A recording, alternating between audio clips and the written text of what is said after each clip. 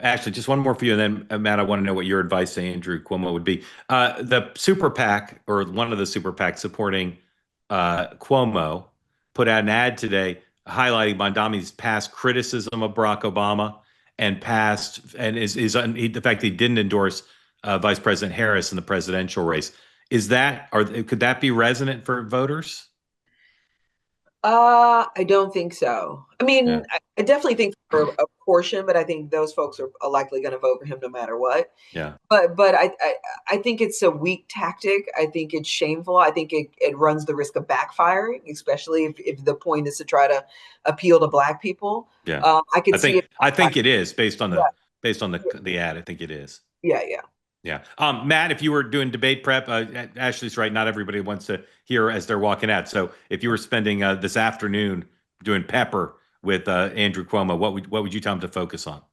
I got to agree with Ashley. I think that one of Cuomo's challenges is the fact that nobody sees him as a good alternative because they either still hold grudges against, things from the past, whether it's, you look at, the moderate Democrats to Republicans in the state, not a giant group, but there's still a lot of animosity towards him for how he handled COVID, how he handled so many different things. And so he has never really looked like a good, viable alternative to Mondami. So if he were to come in with humility and say he made some mistakes in the past and, he needs forgiveness.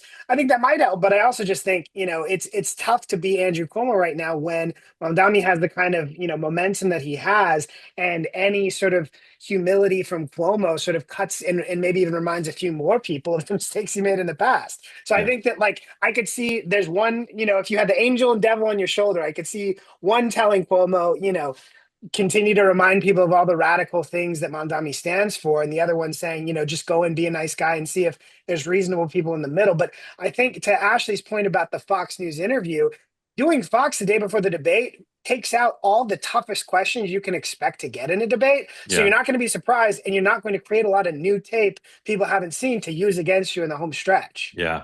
Very smart. Tonight's show sponsored by our friends at Cozy Earth. Right now, you can get 20% off on Cozy Earth. Go to cozyearth.com. Use the promo code two-way.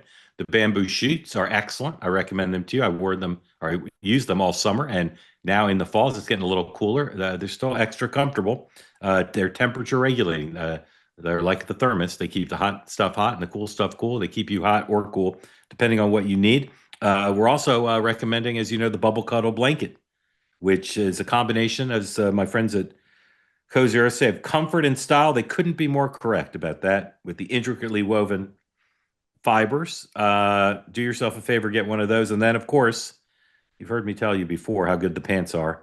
Yet again today, I heard from somebody who's bought the pants and said, Mark, thank you for that recommendation. Go to cozyearth.com, use the code two-way for 20% off the best pants, joggers, shirts, everything, including the bedding, because home isn't just where you live, it's how you feel. Let's go home with Cozy Earth. They say that something that's easy is like a walk in the park. Well, easier than a walk in the park, hit the subscribe button, be part of the two-way community, never miss an episode, be part of our conversations. Thank you for your service to America. And don't forget, you can now listen to the morning meeting and two-way tonight on Apple, Spotify, or wherever you get your podcasts.